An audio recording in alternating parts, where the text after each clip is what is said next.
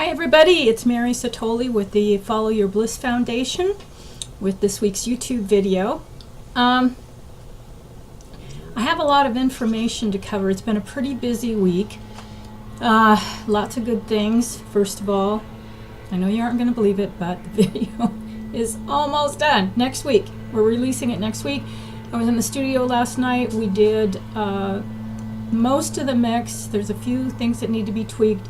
The visuals are all done, so I've thrown that onto the actual video, and now I just have to get everything put together and all the final touches on it. So anyway, really excited about that. And I was thinking today, for all of you who are out there and still going through withdrawal and are struggling and just unsure if it's ever going to happen, where you're going to heal and feel better. And I mean, I want to just encourage you, because I never thought a year ago, I was probably about 3-4 months out from my final dose, and I was living in an apartment with this woman who she was a psychopath, totally. She changed the locks. I was totally flipped out, and she was trying to get more money out of me, and it was just a nightmare. I had to move by probably in the course of from February, moving in with her at the end of March, and then moving out into a hotel room that my friends helped me with, and a nonprofit that does domestic abuse issues. They helped me get storage for my stuff, and then I found this place, but it was just a train wreck. And I moved in here, and I literally collapsed all summer while I was coming off the last of the Lunesta. So I never in a million years thought that I was going to sing again or play music again, let alone be releasing a new video a year from that point. So there's hope, and I want to just stress that it just takes some people a little longer. Everybody's so different. But I also want to talk a little bit about a couple things, since today's video is going to be on the topic of first do no harm with psychiatric meds, and I'll tell you what kind of spawned that. There's been a series of events that have happened over the last 2 weeks that, boy, pretty strange stuff. A lot of synchronicity, weird, aha, whoa, like. So, I want to talk about first a couple announcements besides the video. Is the doctor's link below. It's I think I announced this on one of my other videos, but I wanted to put it up again and make another announcement about it, because I think it's important. It's a place where you can type your doctor's name in at that site and see if they're getting any kickbacks from the drug companies. I found this actually through a guy that helped me move a desk on Craigslist, of all places. He sent me the link. He asked me what I did, and I was telling him about this program, and so he helped me find out if my doctor, which they weren't, which is cool, because they're totally against the Benzo thing and all that. But so not all doctors are bad, but we are finding some, money talks in this world. It's unfortunate that it doesn't talk in a good way with some people, but anyway, I want to talk, and the second announcement is about a product called Chill 6, and a lot of people have been asking me about this one. I had a couple inquiries from people that I've talked to over the last week or two, and I would not recommend taking this product under any circumstances. There's a lot of, you got to really do your research. There's a lot of supplement companies, and I got drug into this too, so I'm going to tell you about what happened to me so you understand a little bit about how this can be problematic. There's a product on the market called Phenibut, and I may have mentioned this in another video.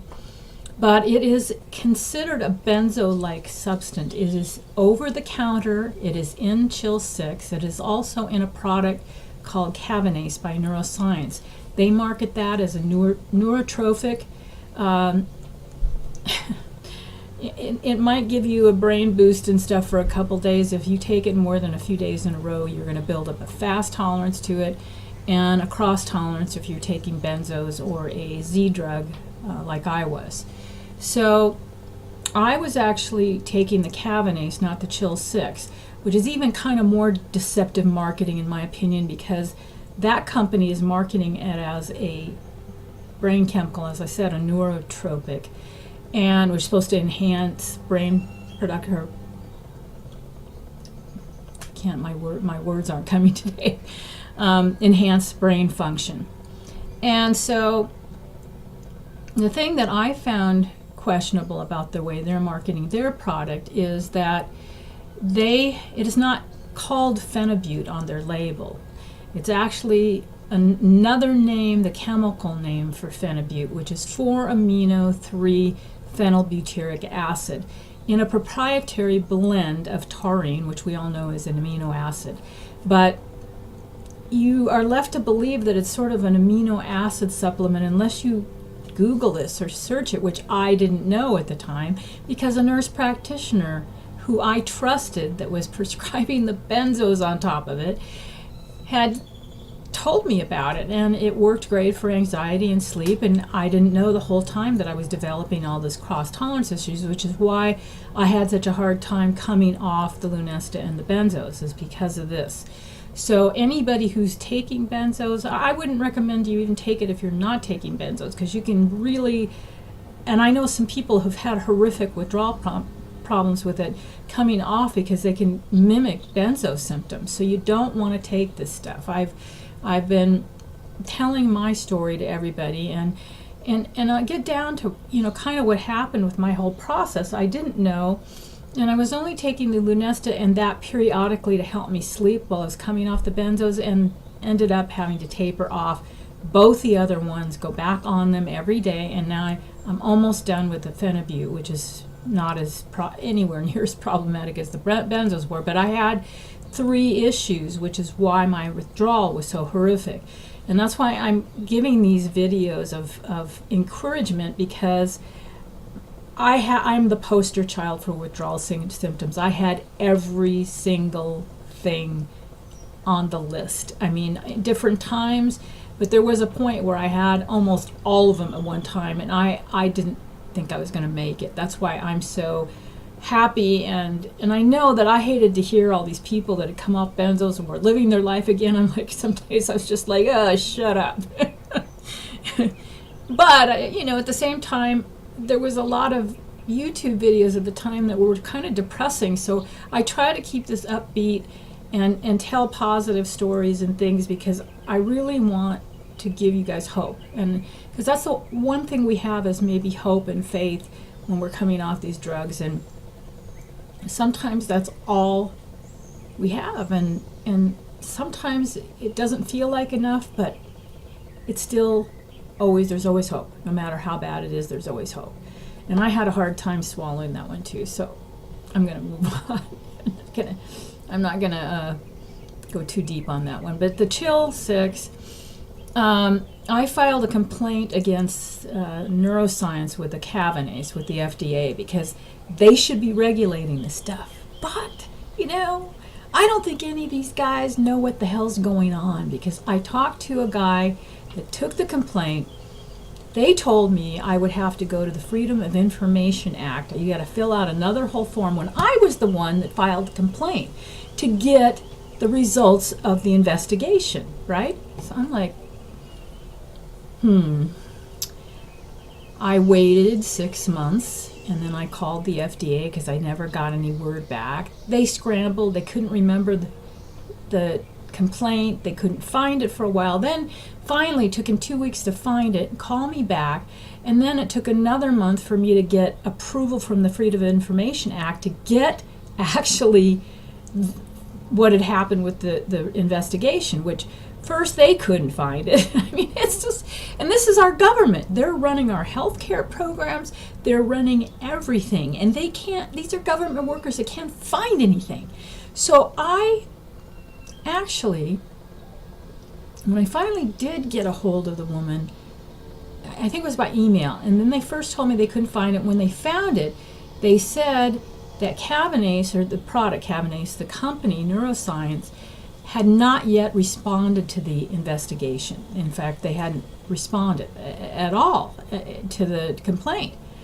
And so I emailed the woman back, and I said, what do you mean they haven't responded? Do you not investigate further if they don't respond? You just let it go? Or are they paying you off? I mean, what? It's like, what the hell's going on with this stuff? So I never heard back. She never emailed me back. So I'm thinking, well, we have to be our own advocates with this stuff. We have to do our own research. We have to watch everything we put in our mouth, read the labels. I mean, I don't eat anything anymore that's not fresh unless it only has maybe 2 ingredients, like I buy that nori because I'm trying to eat seaweed for my thyroid issue and get iodine that way, because I don't want to take it in supplement form. It's just like I try to reduce what I'm taking as much as possible, so I know if I have a sensitivity issue, what I'm reacting to. And I think we discussed this on the supplement video I did. So anyway, I won't eat any processed food that has more than a couple of ingredients. I get raw milk from a local goat raiser that milks it, and I can get it fresh that next day. And I make kefir out of it for my gut, which has really helped. I mean, my gut's completely healed. I still have the benzo belly, but that's a muscular thing. I'm pretty certain it's like in the muscles. It's really strange phenomena. And I'm sure some of you who have it understand that it's like a swelling sensation where the muscles feel swollen in your stomach, and they just, because I never had kids, so I've always had a pretty flat stomach, and I'm still, I'm swimming every day and I feel pretty good, but I still have trouble, with that. This is just one of the few things I have left. And that I've seen other people's articles that say that was kind of one of the last things to clear up. So anyway, the Chill 6, definitely avoid that like the plague. Cabanase, another one that has phenibut in it, and they'll sell the powder. That's what I'm doing, is tapering off the powder, because I can mix my own liquid taper that way, and I'm going really slow. Because I'm functioning again, and I don't want to go through any hardcore. So if it takes me 6 months, a year, whatever, I don't care, as long as I feel good while I'm coming off of it, and I'm not on that high of a dose. So I feel pretty good. That's the last chemical that I have. And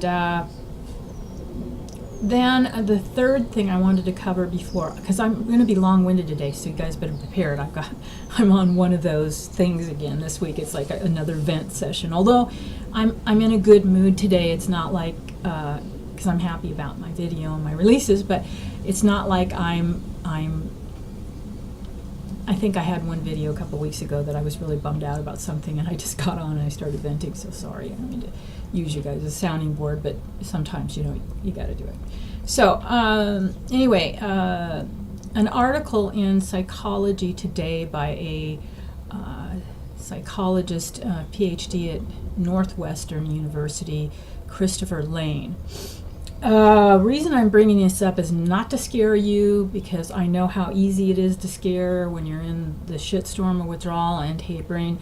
Everything you feel fearful and you don't have any hope, and it's really hard to reach in and find all that. But I do want to share this article with you, and I'm also going to leave a link of that below today as well, so you can read the whole article, because I'm just touching on a few main topics in the article, because I do want to share this, because it has to do with the I know I get sidebarred a lot, but it does have to do with the first do no harm overall thing today, and that's why I'm kind of leading this up in baby steps about what inspired it and this information I came across. So I had been a little disturbed myself about a recent video that I'd watched with Dr. Heather Ashton, and all you probably know who Heather Ashton is, and she's the doctor of the god of Benzos past, or actually present, and maybe future. She's just kind of this really genius woman from the UK that developed this slow taper thing with the cutting pills and that sort of thing.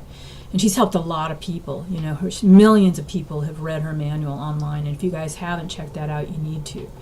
So I was kind of upset because the guy doing the interview, and you got to remember that some of these stories you're going to hear about long-term damage are by people that have actually had long-term damage. And what I try to do is I like to be educated because I want to know the facts. I want to know what kind of lies they've sold us. But at the same time, I don't want other people's experience to color my experience with my recovery. I think the mind is really powerful, as we all find out after coming off these drugs, because once you have your mind back, which that does seem to be, part of the journey that is not permanent. The physical symptoms seem to be the ones that are permanent for more people.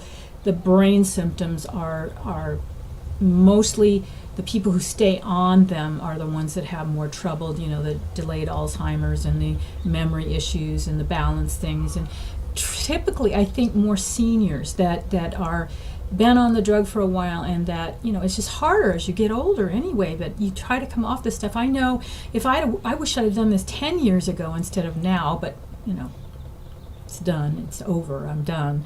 But this article is really interesting because it does talk about a pharmacology doctor in Britain who had, as early as 1989, discussed in some of his work and other professors' works about benzos at that point, that there was studies out that they had done to prove that it could cause long-term damage in particularly atrophy of the brain, which is the shrinking of the brain.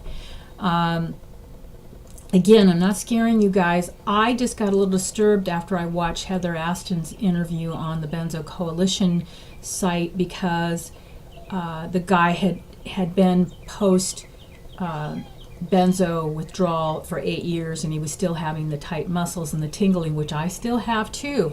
Not as bad, so I'm optimistic. I really think I'm going to lose this part of it like in the next 6 months, and everything is coming back together. I'm coming up on my 2 years, my year and a half, so I would highly recommend you read this article just for your own information, but don't do it when you're paranoid and all freaked out and having a bad day. Do it on a stable day where you can get the information. But the guy, and the reason I'm talking about this is we need to be informed. We need to know the lies they've been selling us and what they've been covering up, because I do believe it's a cover-up. I do believe they've known about this for some number of years, but yet the prescriptions are almost doubling for these things every 5 to 10 years. So what the hell? Are we just all that stressed out? I mean, has the news just taken over our... I don't watch it. I know you guys can do what you want to do, but I could not watch TV at all. And I'm so busy now that I could care less whether I watched a stitch of TV, because I'm so busy with my life again. And that's what I recommend you guys do, is focus on your life. Focus on getting that back and not all the negative things in the world, because that can be such a downer all by itself. The medical advisory counselor, research council, I think it's called, in Britain, had actually come forward in the late 80s with this information, and this article is written in 2010, so it's several years old. And I hadn't come across this or seen this before, so I don't know where it was hiding all this time, but suddenly came across my search the other day.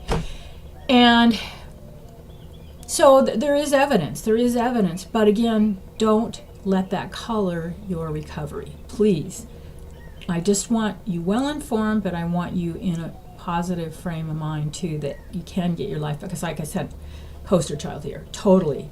Never ever dreamed any of this would be possible in my life right now, and that's why I'm doing this, because I want to help you guys, and I know what being in the depths of despair and darkness feels like. So, and how this all led up to the subject this week is that I've had not only my own experience hit really close to home. I mean, that's about as close to home as you can get, right?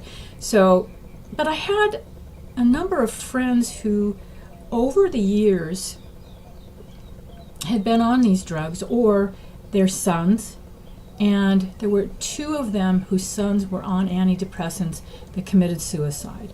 And we knew, I think we all knew that it was drug related, but with all the recent information coming out and everybody coming forward on YouTube, which I think is just great.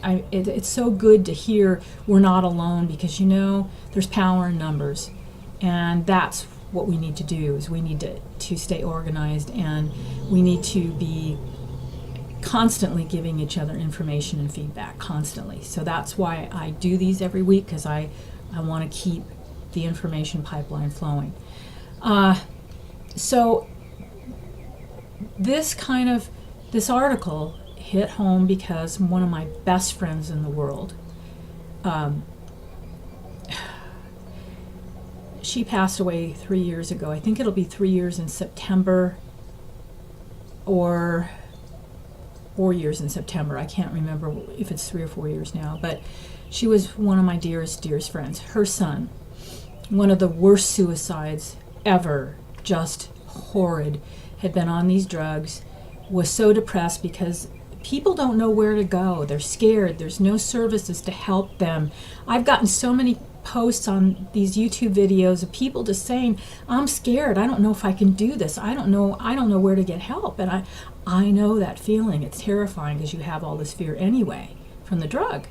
So anyway, her son, he was desperate, and he drove his pickup truck out into the desert, set it on fire with him in it, and took a sawed-off shotgun, put it in his mouth, and pulled the trigger. She never recovered from that psychologically, and who could? What mother could? She later ended up drinking heavily. I met her through her husband. Him and I dated, interestingly enough, and we're all still really good friends, but I actually became better friends with her. I shouldn't say better, it's just different. We spent more time hanging out together after him and I broke up, which makes sense. I mean, I still love my friend, both of them, but it's just different. Girlfriends are different than boyfriends, and so her death was really tragic from these drugs, you guys. She had this atrophy. And at the time, I didn't make the connection either. I didn't make the connection to a lot of these stories I'm hearing now back 10, 15 years ago, because I had just started on Benzos. So I didn't know. And I don't think it was as widely, of course, we didn't have Benzo buddies. We didn't have the amount of information, YouTube videos that are surfaced, when I was going through my withdrawal the last 2, 3, 4 years, the number of YouTube videos and stories has exploded. 10 times the amount that there was when I first started tapering 3, 4 years ago. So this is huge. This is a huge problem, much bigger than I even imagined, and much bigger than I think most of us imagine. So, and that's what my video is launching into. It's all the statistics, the millions of people, the millions of prescriptions, what it's doing to our Medicare system and our taxes, how much it's costing us in taxes for these drugs, because we think that we're giving too much to the disability program and Medicare and these entitlement programs, as they call it, but a third of our tax dollars are going in Big Pharma's pocket, not to people on disability. Trust me, I got a measly $700 a month. Actually, when I started, it was $154 or something ridiculous like that, but that was 10 years ago or something. But anyway, it's a huge problem. So what happened with my friend, her name was Mary, she had been on both antidepressants and benzos, both. And she was extremely depressed. She went manic. She, I think, had a bipolar thing anyway, because she was always super up or super down. And she was just the funnest person in the world, though. I loved her to death. We used to go out and we were a dangerous duo. And she's 6 feet tall, and I'm 5 feet tall, so we looked like Mutt and Jeff. And I looked like this little peewee person next to her, because she's just this big, tall woman. But amazing. I was so tragically affected by her death. I couldn't believe what had happened. And she had been on these meds. She tried to take her life like her son. She tried to shoot herself in the head and missed, and basically blinded herself in one eye, and was put in a mental health hospital instead of really getting the help she needed. And they're going to drug you even more. You go in there, they're going to just think you crazy, and they don't know it's from the meds. That makes it worse. For a lot of these people, it makes it way worse. So she was put in the mental health hospital, and she died, I think, about a month or two later. I don't know what the timeline was, but the brain scan showed atrophy. And at first I'm like thinking, I wonder if there's a connection. But now this article linked this together. That's why I brought up the article, because I want to have an open dialogue about these things. So the other people it's impacted, I mentioned another friend of mine whose son committed suicide a couple years ago. He was a bit older, like in his 50s.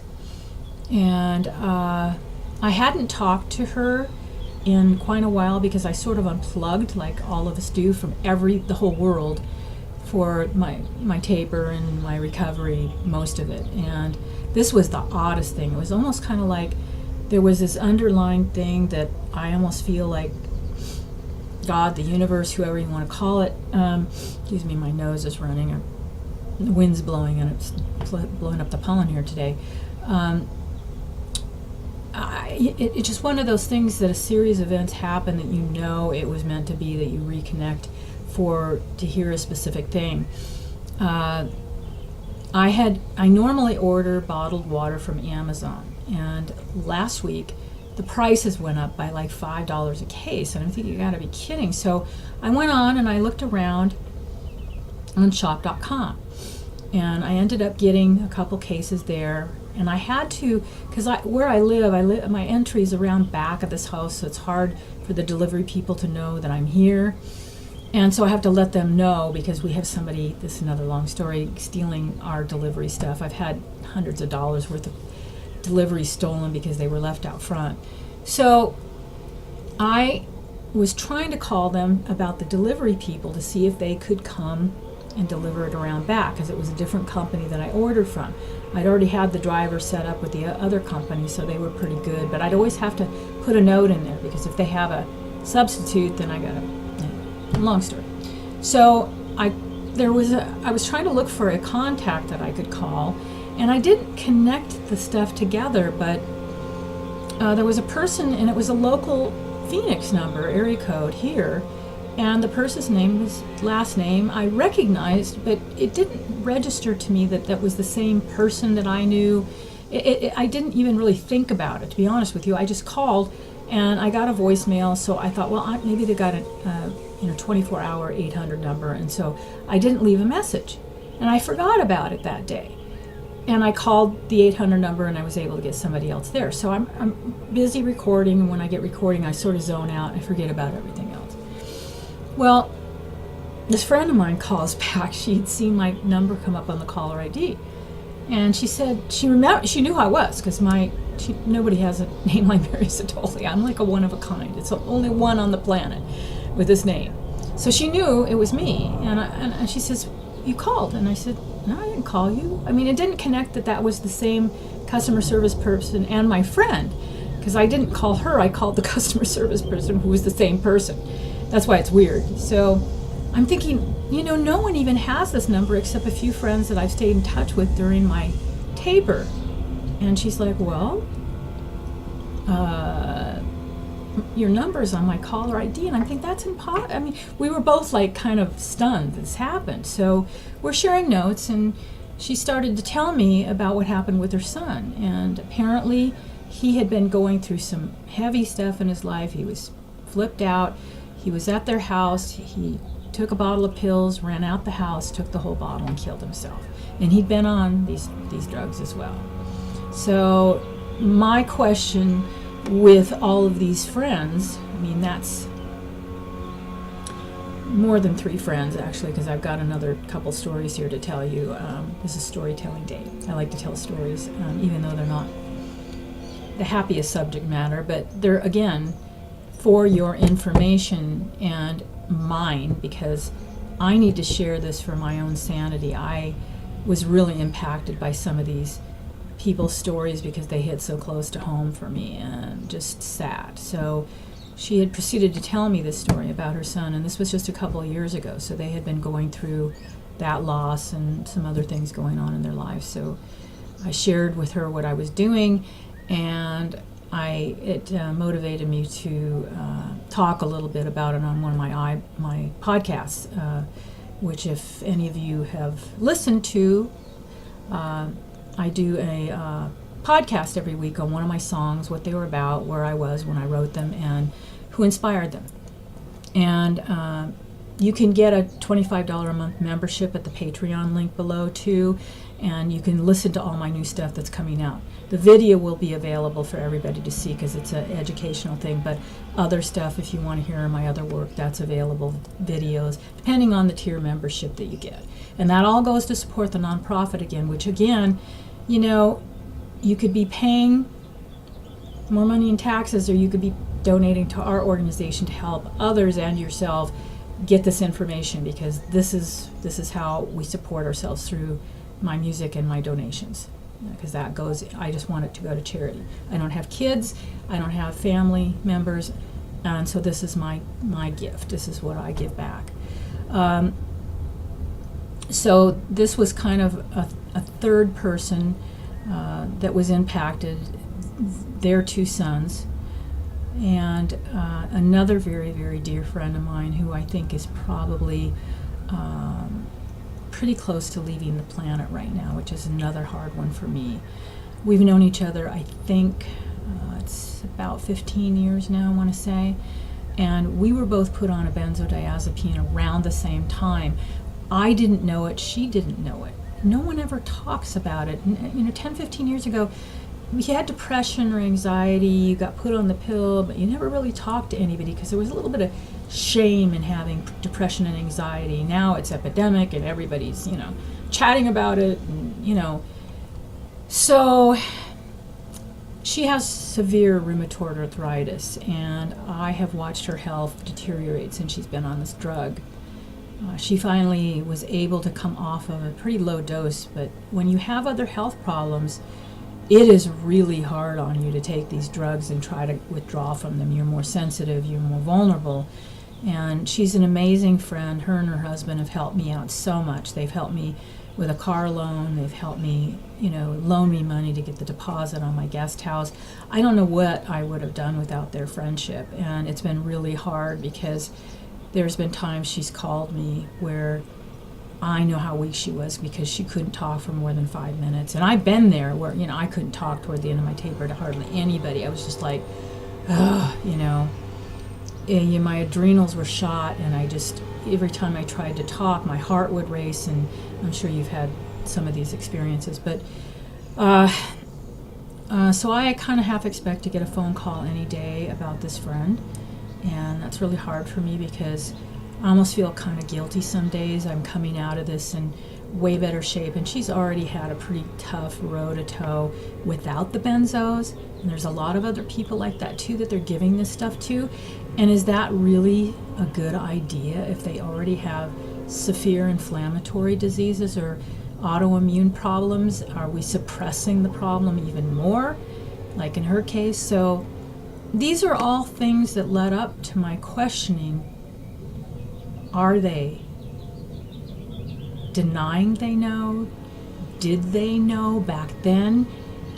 Or did they just accept it readily like the rest of us bought this whole healthcare system and drugging of, it's not just America, it's like the world. It's happening everywhere. And, you know, if they did know, were they taking payoffs at that point? I mean, I want to get some feedback because I have a lot of suspicions putting all these things together with my own recovery and look at back where my health challenges started at the time shortly after I took my first dose of this with the infections and the blackouts, and we've talked about this quite a bit, but I keep having to run this through my head because I'm thinking they took an oath to first do no harm, and what did that really mean to them?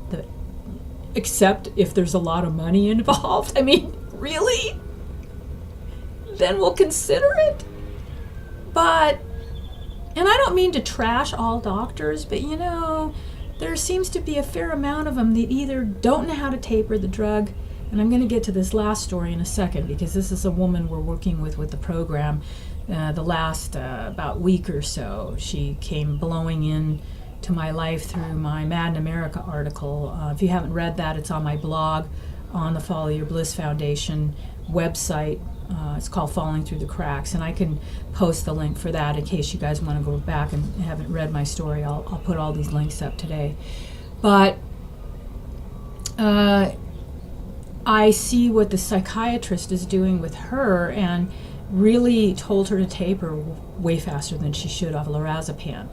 And this one was a particularly hard case for me because it hit home. There was a lot of similarities. She's by herself, no family, had a falling out with her family, no kids, you know, single like me, and, you know, in her 50s and just going through menopause, which I'm through that, thank God, because I can't imagine having that on top of coming off benzos. I mean, I had been put on them for perimenopause related anxiety, but I know she's got hormone issues, and you know, a lot of these doctors, they don't know that much about bioidentical hormones either. And I think I also have a YouTube video on the whole menopause connection and psychiatric medications. You can check that on the channel if you go down. There's another one that deals with the whole hormone thing that I went through and what menopausal women go through. But this woman, you know, and it typically seems to be high achieving people that get spun out because they're just type A's and they're taking on too much like me. You know, I had a nonprofit aside from this one, a for-profit business. I was playing music, recording. I never sat still, and I'm still, well, no, I can't say I'm that way now because I meditate, I do yoga. I have found a good flow with what I do so that I can accomplish the things I want to do that I'm passionate about, like this program and my music. And I find that with the TM particularly, I'm actually getting more done by taking 20 minutes twice a day because I know sort of when to stop. I know sort of when I've had enough, that's not maybe all true. Sometimes I do go overboard still with driving myself, recording till midnight, you know, and I catch myself thinking, okay, it's going to be rough to fall asleep because I'm getting an adrenaline surge. I mean, I used to be way worse. This is how I got divorced, is because my ex-husband would come into the music room at 5 a.m. when he was going to work, and I would still be up from the night before programming music that I've been writing. So I still have a little bit of that in me, but I had to learn to manage that, and that's the problem with our world right now, is that we are a type A society that isn't listening to our rhythms, our sleep cycles, our diet cycles. We've got way too much sugar and caffeine in our diet, and our adrenals are just spun out. And this is what's causing the anxiety problem. It's not a chemical imbalance, it is a stress-related illness. And I am the poster child again for anxiety. A month with no sleep before they put me on the benzos. I was in a full-blown psychotic state when I checked into that place, and it wasn't fun. So, this woman, and I could see that with her, just an overachiever. She's working on, she was in Boston, flying to a, I'm not sure exactly what the event was. She's going to defend her dissertation. She's getting her PH.D. in women's studies, I believe it is. And if you're watching, Leanne, I'm not going to say your last name or go into too much. I'm just telling everybody because I think your story is really, it grabbed my heartstrings. And I think that you are so desperately in need of help, but you're so afraid. And this is what happens to people coming off these drugs. And her story is such a great example of the frantic cases that we get, that we have to talk down, and we have to try to convince them that we know what we're talking about, because we've been all conditioned to listen to our doctors, right? They know more. They're the ones with the medical license. Well, they should have thought of that before they bought into prescribing these drugs and didn't inform us what we were getting into about the possibility of addiction if this information was available as far back as 1989. They should be doing their homework. That's what we pay them for. And that is what my journey is about accountability. Yes, we need to be accountable for our stress levels so we don't need the drugs, because that's the best way we can send a message to these people is hit them in the pocketbook, get people off these drugs, and live a healthy lifestyle so they're happy in doing things they love to do and they don't need the drugs to manage. And I'm saying not all drugs, because again, there are some things people need to take.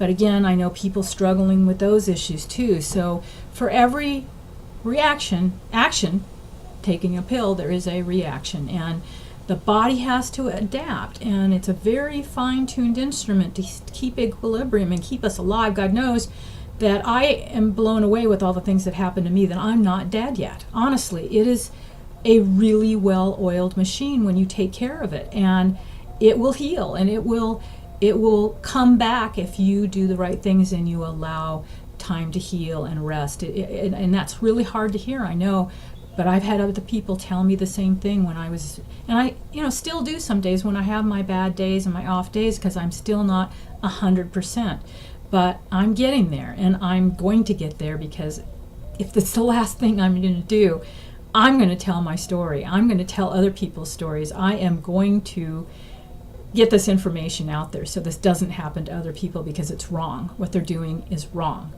And they're making trillions of dollars, and they have to have known this information. How many of us have gone back and complained to our doctors that they just blowing us off and sweeping us aside, firing us, like that was my last week's video, is how many of you have been fired, where they've sent you a letter after you've questioned too many things and wouldn't take more drugs, like they want you to comply. I was fired twice. Letters saying you need to go someplace else and get your medical care. I'm like, seriously? They can do that? They can fire me? I'm paying that? How did they fire me? It's beyond my comprehension how this happened. So anyway, back to the story of this woman. She had found my article on Mad in America, one I just mentioned, Falling Through the Cracks. She emailed me, and she said I had a feeling I should contact you, and she gave me her number to call.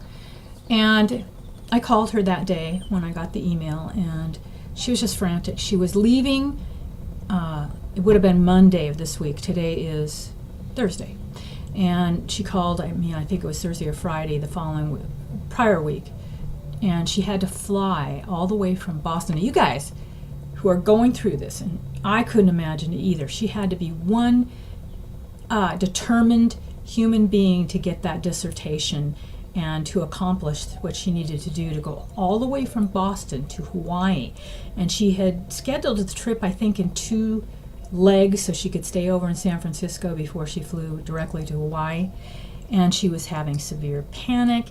And she had tried to come off the lorazepam way too fast. Instead of, going to diazepam, the doctor recommending her go to diazepam. And I don't know if it's not clear if he made these recommendations and she just decided she didn't want to be on the drug and didn't listen to him. But I don't think he gave her a well-informed amount of information. But she had diazepam available, so I'm wondering how she got that, unless it was recommended that she cross-taper over that. But your brain gets unraveled in a zillion ways when you're coming off these drugs, and you can't remember stuff. And I don't know how many people I talk to that I give them recommendations for stuff, and they're asking me the same thing 5 times. And I'm thinking, did I do that too? Was I that jumbled up? And I'm thinking, yeah, I did. I look at things, my screenplays, I go back and read them, and I look at the dyslexic words and backward stuff that now, I catch pretty quick when I'm writing a blog or something, but they just don't remember. And they'll call me back and they'll say, I need one more question, and it's the same question I answer 5 times. So I don't know, because we get these sometimes really desperate cases that are alone like that, and trying to decipher whether to call urgent care, whether to call the paramedics, because they're just in complete panic mode, and you know what that's like, and I know what it's like. So you get a lot of fears about death. You feel, she's like, I feel like I'm going to die. I feel like I'm with you. I still have days where I have to really ground myself when I get those feelings and just let them pass, because they're not as bad, definitely not as bad, but I get them still occasionally, and they're not intense. So I spoke with her for quite a while, trying to explain to her what we did and how I got into doing this, because some people want more information than others. Some people, they just want the basics, and they don't. I can be long-winded, I know. This video is already 45 minutes long. So I'm not going to take up too much more of your time, because I need to go eat. I'm getting hungry. So the point being that she had gone from taking Remeron, which is also, it's an antidepressant, and tapering off that first, which she should have done the benzo first. We always do the hardest drug first, and then it's easier to come off the other ones. It's like me coming off the benzo first and then the Lunesta, and then, of course, some people would say the Lunesta is worse, but everybody's different again. I had less problems with the Lunesta than the benzos, although it was still horrible. But the phenibut is sort of a piece of cake compared to those other two. I mean, anything's a piece of cake after benzo withdrawal. So that's why we do it that way, because we don't want them to think, oh God, this is the better drug, this will be the easier one. And then if we do that the opposite way, can you imagine what they'd be like by the time they get to the benzos? They'd give up and they'd never want to do it.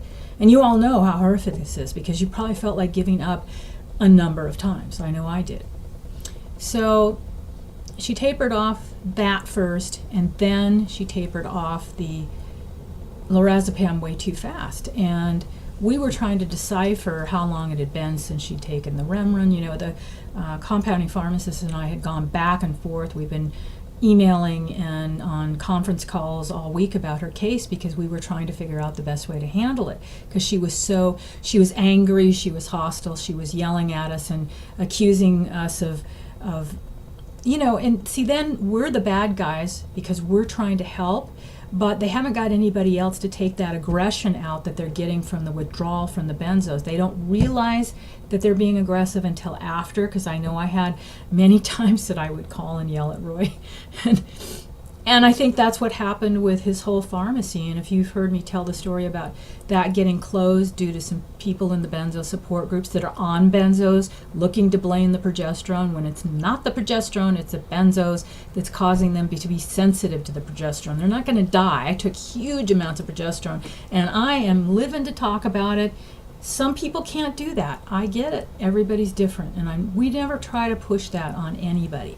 So totally personal decision, but the Big Pharma and the Minnesota Pharmacy Board was on a witch hunt, and they have been after compounding pharmacists since early 2000s to try to get all these bioidentical hormones off the market, because they want us to take Premarin, Provera, the stuff that they've proved causes cancer and heart problems, which is why women jumped ship and started taking the bioidenticals. You have to be careful with this stuff. I'm telling you, I was a poster child for both the hormones and the benzos. It's a big problem for women because of menopause, and for those of us who have really bad time in menopause, you're already feeling like crap, and so you're desperate for help because you need to go back to work, and you need sleep, and you need all this stuff to function. And that's where the stressors start, because you don't, sometimes I look back at it now and I think the benzos probably made me be more impulsive about the doctors and just wanted to try anything. And I should have researched some of these people better and called some people, yeah, that's what I do, get referrals for people they've helped or something, because these people hang their shingle out after one class in hormone replacement, and they don't know crap. They don't know crap. If I knew what I knew now, I would have gone about my hormone replacement completely different and never taken the benzos and done a whole different, but you know, I wouldn't be here if that hadn't happened. So everything happens for a reason, and I'm good with that. I'm not angry. I've accepted what's happened to me, and that's part of this journey, is acceptance. And that's the hardest thing in the entire world when you are going through withdrawal, because you're thinking, why the hell didn't they tell me? And so that's what this whole video is about, is there, and I want some comments, like I said, on this. How How many of you think that they were taking money, that the pharmaceutical companies were actually paying them first, or do you think they didn't know and then they tried to cover it up and aren't saying anything now because they've got huge liability, and they're kind of going to end up being the fall guys rather than actually big pharma in some ways because they wrote the prescriptions? At least that's what I think's happening. I think big pharma set it up that way so they would be the fall guys, so they wouldn't have to take the hit with these lawsuits that are coming up all over the place. I mean, class action suits that I know there's been one that actually is going in the UK, and there's been a lot of petitions. I've signed a number of them. So I just want to know what you guys think. You know, did they really keep their oath? First, do no harm.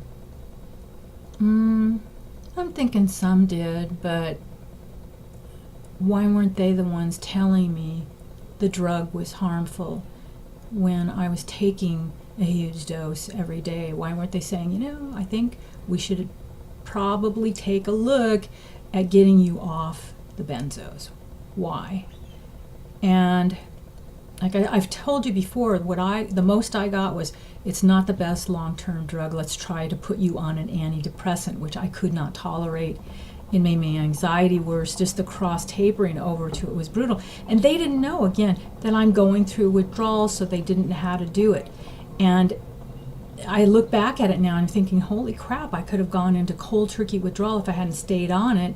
And they put me over to antidepressants because they didn't know what they were doing. And I'm like, this is scary. This is totally scary. So this woman calls, and her situation's very identical to mine. And I went into kind of a meltdown over the weekend because it kind of, you know, I think you have sort of PTSD from this whole experience because it is a trauma. It's a huge trauma. Ignore that phone. I'm going to hang up on him because it's probably a salesperson and I forgot to unplug my phone, so I apologize. But I had a really bad trauma, like PTSD reaction, because I was almost traumatized by her yelling at me, first calling and accusing us of giving medical advice when we're not giving medical advice here. Let's get this clear. We are giving information about these drugs and helping people taper off medications. It's probably somebody that, so I'm gonna totally unplug my phone now. Oh, God, I'm embarrassed almost because I should have done that. I always do it when I'm recording. Anyway, where was I? That totally blew my train of thought. She was angry, and I think the more information I gave her, and I'm being honest with her, I'm thinking, you know, who are you going to believe? Somebody who's off the drug that's been through it, or somebody that is making money? They're making their living off of selling you these drugs. And the doctors are already invested their way in. If we cut out on them and all quit taking drugs, they have no job. So who are you going to believe? And I know, because I was scared when I first heard all this stuff and I was on the benzos and I didn't know, and I started looking into this. I didn't want to believe it was what was causing all my health problems, but it was.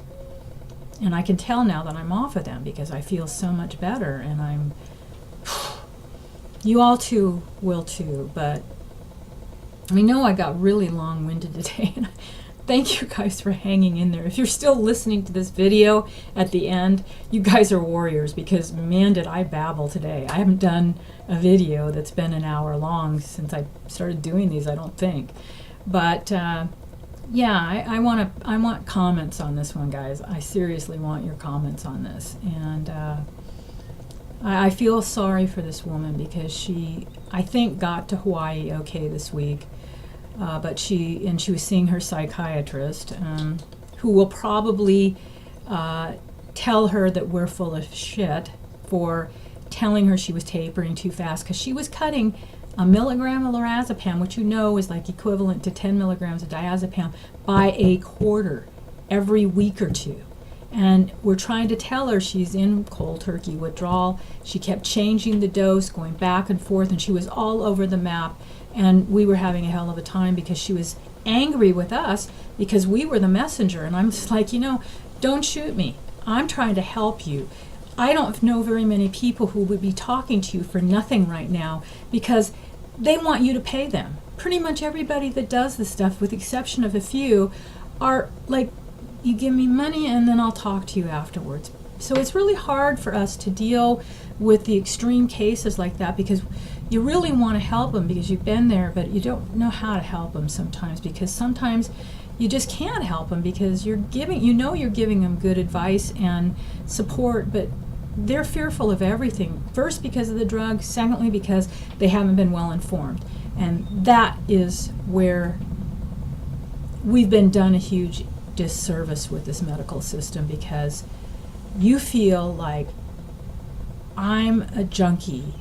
I don't like to use that word, but I had thoughts about that because I listened to a doctor who wrote a prescription for something that I thought would be safe. So it's going to be interesting to see how this is going to affect people who are afraid to go to the doctor now, that have gone through this very thing. Like I told you, I waited 2 weeks with pneumonia to go to the doctor. It would have been a lot less expensive insurance-wise, because one prescription and an office visit for your primary care to get antibiotics, and you're better in a week. Instead, I end up in the hospital for 3 days. So you know what a stay in the hospital costs. And it was because I just didn't want to go to any more doctors. I'm fed up, I'm tired. I've heard this story from other people. You don't, because you're so screwed up, your system doesn't respond the same way. I mean, when I get UTIs, I can't tell the difference. I don't know, because my symptoms are so different. But some of that's age related, from what I've heard, is that you don't have them the same way that you do when you're like 20. But it's just hard because you feel like crap all the time, so you can't discern when you've got a new problem, which they do crop up. You have new symptoms, and then you don't know whether you should go to the doctor. And I know I've had discussions with other people on here, on Facebook. We've chatted, and the same thing. There's stories that are well told and are not uncommon. So you guys are not alone. I really, my heart goes out to you guys who are in acute withdrawal and still struggling to get off the drugs. I know.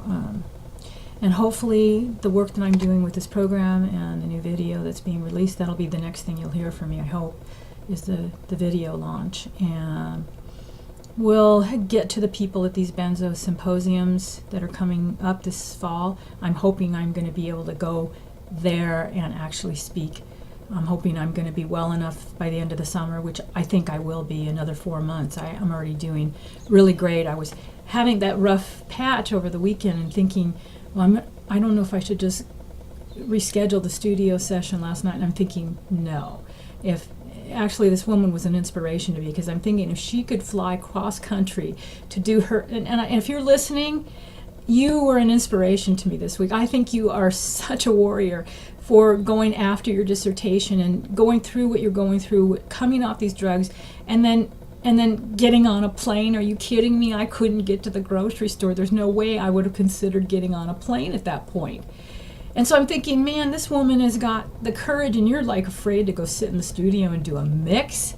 And actually, it pulled me out of my funk. She was like totally an inspiration to me this week, and I wanted to. That's why I wanted to save her story to the end, because it was kind of it was one of the big motivating factors for this week's video. And there's like 100 stories more like the ones I'm telling you here, and I'm sure that all of you have also probably had a number of people in your life that have been impacted by these drugs, because like I began to tell you, when this first happened to me, I'd have friends that would come and say, well, I've been on an antidepressant and I decided to go off of it. Well, obviously their doctor didn't inform them, because they said they had horrible side effects trying to come off, so they went back on it.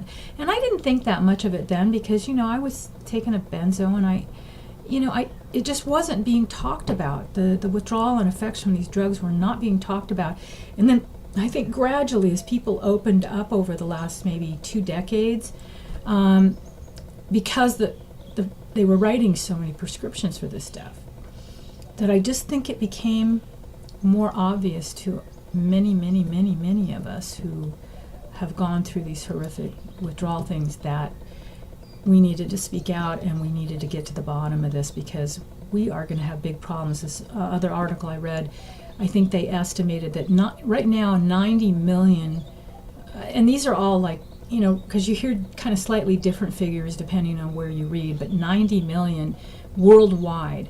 And by 2025, I think the estimate was going to be something like 20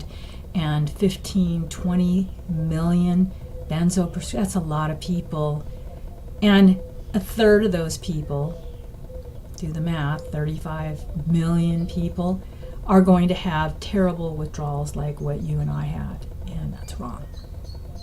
Why are they still prescribing this? Why are they not?